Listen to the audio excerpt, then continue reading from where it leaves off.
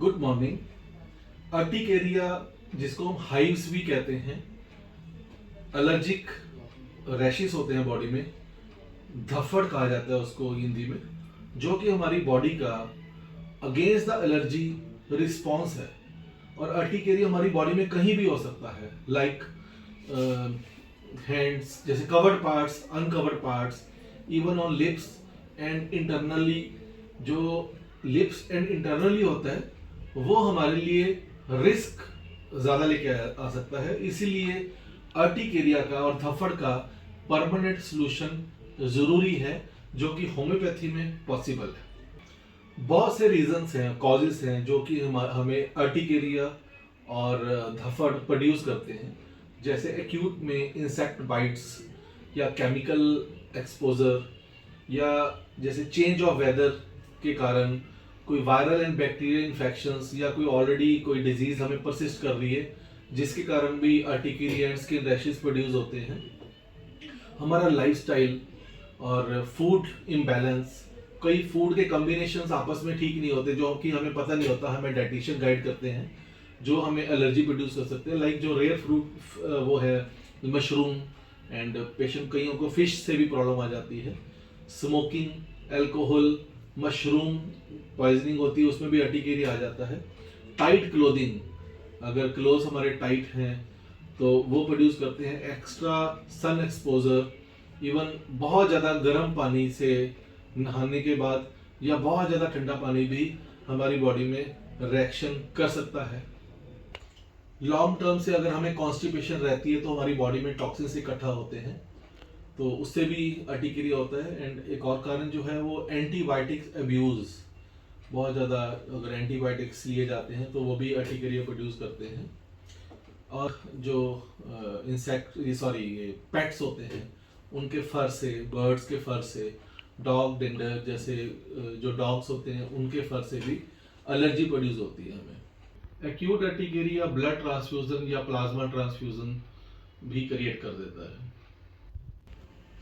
Precautions जो इसकी हम प्रिवेंट कर सकते हैं इसको, अगर किसी को एलर्जी चल रही है, वो यही है कि टाइट क्लॉथिंग अवॉइड करें, पर लॉन्ग ट्रैवलिंग अवॉइड करनी है।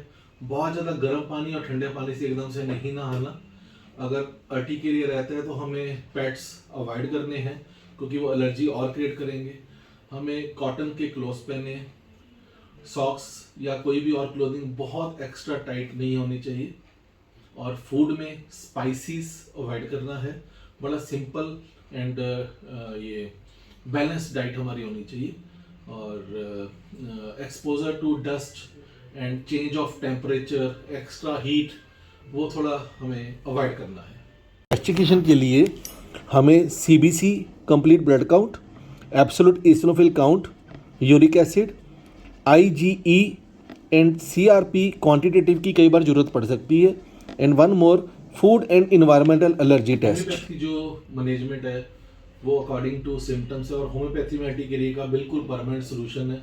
हमने लॉट्स ऑफ पेशेंट्स अपने क्लिनिक में ठीक किए हैं, जो कि बहुत cetirizine and overdose of medicine से हमारे पास आते थे। उनकी डोज डे बाय डे बढ़ती रहती है एलोपैथी में, बट होम्योपैथी में उनकी मेडिसिन भी बंद हुई हैं, और होम्योपैथी में इसका परमानेंट सोल्यूशन निकलता है। इसका कॉन्स्टिट्यूशनल मेडिसिन रहती है, और जो भी पेशेंट के फैक्टर्स हैं जो हमने पहले डिस्कस किए, अकॉर्डिंग टू डेट फैक्टर्स की कौन सा फैक्टर किस पेशेंट को क्या अफेक्ट कर रहा है, उसके बेस पे मेडिसिन होती है। जो फिर भी प्रोमिनेंट मेडिसिन हैं, जो कॉमनली प्रिस्क्राइब मेडिसिन हैं, that are apis, urtica urens. इसमें एंटीबायोटिक अब्यूज के कारण पेशेंट को, दोनों मेडिसिन में पेशेंट को प्रॉब्लम आती है। फिश खाने से प्रॉब्लम आती है, और चेंज ऑफ वेदर से प्रॉब्लम आती है अर्टिकेरिया की। Copaiva is one of the medicine. इसमें एसोसिएट रहता है कॉन्स्टिपेशन, जैसे अर्टिकेरिया विद कॉन्स्टिपेशन है तो कोपेविया मेडिसिन प्रिस्क्राइब होती है। अर्टिका यूरेनस में विद अर्टिका विद रोमेटिज्म और एनी स्किन डिजीज एक सिम्टम रहता है।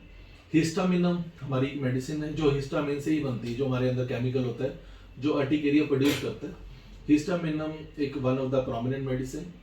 देन हमारी medicine ignatia and natrum mur, urticaria due to mental shock, emotional factors में अगर अर्टिकेरिया होता है तो हमारी ignatia natrum mur is best medicine. Aurum metallicum again urticaria associated with depression. And antimonium crudum urticaria due to gastric derangements, अगर किसी को gastric problem रहती है और अर्टिकेरिया होता है तो antimonium crudum is one of the medicine. Sulphur is one of the medicine अगर urticaria is associated with severe itching and burning, तो सल्फर प्रिस्क्राइब होती है। And last one is prominent medicine is rhus tox. Rhus tox change of weather, change of air, जैसे यहाँ से शिमला गए और एकदम से वापस आ गए तो चेंज हो गया वेदर, उसके कारण अगर अर्टिकेरिया होता है तो rhus tox is one of the medicine. Thank you very much.